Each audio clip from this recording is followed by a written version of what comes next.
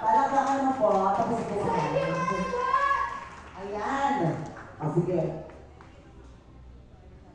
Okay. Ayan, ako nga naman, yung pong per table ba tayo, madam? Per table na lang ba?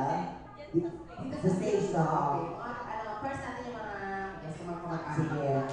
Miss Mary, request mo ko lang dito mo muna kayo sa inyong may iwanan siya kasi makakabay ko